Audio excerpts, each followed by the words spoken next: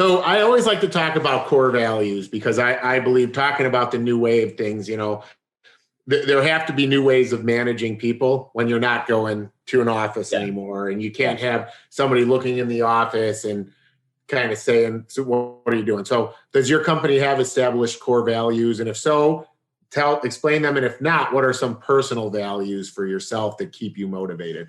Yeah.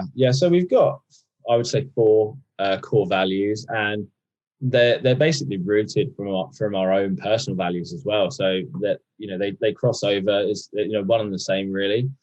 So trust is a big one for us, and that goes for the businesses that we work with. Being able to trust them, being able to trust the candidates that we work with, but also being trusting and having people trust us in terms of what we do. That then kind of leads on. It's very similar, I guess, in a way, but honesty is another thing for us. Being completely honest, and we don't do sort of any underhand tactics at all. We're completely clear with both parties or all parties that are involved, and it's quite big for us. And that our clients and the businesses that we work with are honest with us as well. Accountability is another one as well. And I think in recruitment, accountability is such a big thing, because when an organization trusts you to go out there and recruit on their behalf, you're representing that business, you're representing that brand, you're an extension of that business. So, having, when you go out and do that, you all of a sudden are solely accountable for attracting the very best people, attracting their employees, and what is the future of their business for that organization. So yeah, the kind of accountability side for us is massive. We always want to hold ourselves accountable. It's probably one of the main ones for us.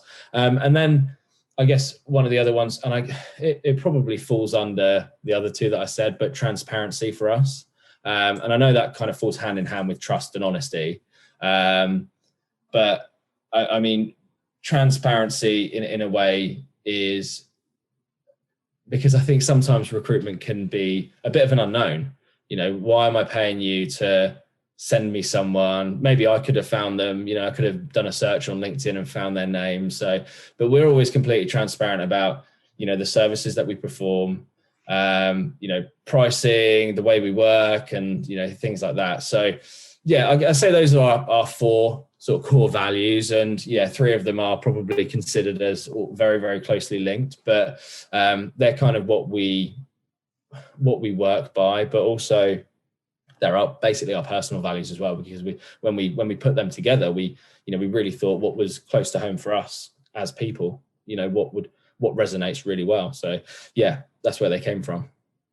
So when you recruit these people for these like 6-month temporary jobs or whatever you're saying that you were doing, so do you kind of instill those values into them to say, listen, these people are using us, these are our values, make sure you have the same set of values when you go there? Or is it like, how do you do that in your type of industry? Absolutely, because for us, certainly on contract placements, I mean, permanent hires and things like that, at the end of the day, we're an introductory agency. We try and find the best people as best we can, but inevitably some things won't always work out, and there are things that we can't ever possibly find out about people. But I mean, from a contract perspective, when you are delivering a piece of work, that individual or those group of individuals then represents Edge Tech to do that. So in doing so, we need to make sure that we can trust the people that are going to be delivering that work, that they're actually going to be accountable. So we do, in a way, we don't really sit them down and say, right, these are our values, bang, bang, bang. But leading up to that, we would have had numerous meetings, phone calls, you name it, before they're even close to being on site or speaking to one of our clients. So we really do vet and make sure that people are aligned. So we try our best, at least, anyway. Yeah, I mean, for us, we're trying to get, and I'm explaining this to some people listen, because I actually adopted this. I can't take credit for core values. It's something that gets talked about in a lot of podcasts. I wouldn't produce a podcast if I didn't listen to them, And, a guy that I heard once, actually credit, he owns a company called Tasty Catering, but he had said something I thought was very powerful once, and he said that they literally not only hire, but they kind of fire on their core values. And what he means by that is, it allows people to make mistakes, right? But Yeah. if a core value is honesty, stealing is dishonest. So you didn't meet our core values. See you later. Yeah. If honesty is a core value and you have time clock fraud, I'm sorry, that wasn't very honest. I'm going to have to let you go. It violates our core values.